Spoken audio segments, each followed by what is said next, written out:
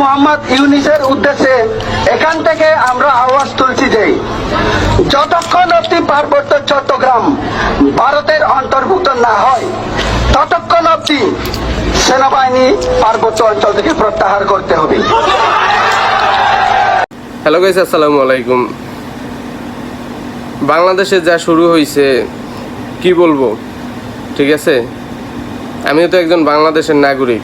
তো আজকে বিগত কয়েকটা দিন দেশ স্বাধীন হইলো, এর ভিতরে কত অবরোধ, কত ধর্মঘাট সবই তো আমরা দেখতেছি চলতেছে।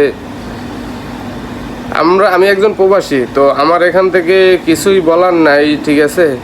তো সবচেয়ে বড় কথা হচ্ছে গিয়ে যে আমার তো বয়স মোটামুটি 28-30 এইভাবে হয়েছে, যাক ইনশাল্লাহ মোটামুটি রাজনীতিও মোটামুটি একটু বুঝি।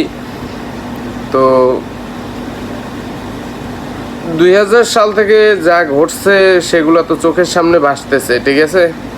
বিগত যেই বিএনপি সরকার যখন ছিল তখনও কিন্তু কোনো জাতি বা কোনো নাগরিক এইভাবে অবরোধ করতে পারে না, ধর্মঘাট করতে পারে নাই বিএনপির সময়। এরপর শেখ হাসিনা অনেক বছর ছিল,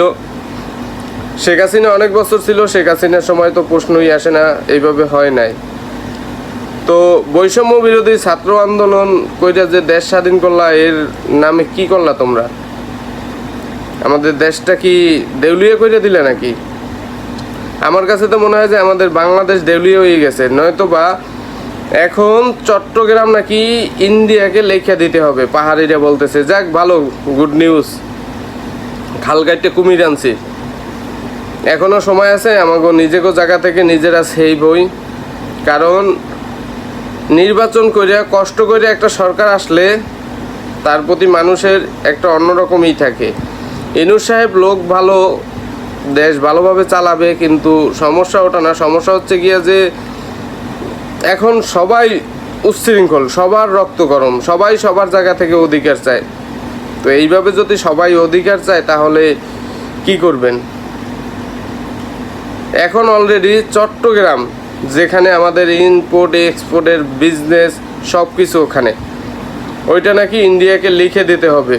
লোকজন বলতেছে যে আমরা ডক্টর ইউনূসের উদ্দেশ্যে ভয়েস দিতেছি, পরবর্তী চট্টগ্রাম ইন্ডিয়ার নামে লিখে দিতে হবে। যাক ভালো, বৈষম্য বিরোধী ছাত্র আন্দোলনের নামে দেশটারে খাইয়ে দিছো, আর আমরা বসে বসে দেখি কয়দিন পর আমরাও পরিচয় পাবো যে আমরা বাঙালি না, আমরা রোহিঙ্গা। কারণ বাংলাদেশে মানচিত্রে থাকিয়া বাংলাদেশে ভোটার আইডি কার্ড ব্যবহার করিয়া তারা বলতেছে তারা পাহাড়ি, তাহারা উপজাতি, তারা বাঙালি না। তো কয়দিন পর আমাকে পরিচয় তো রোহিঙ্গা হইব, এর চেয়ে তো আর বেশি ভালো কিছু আশা করা যায় না।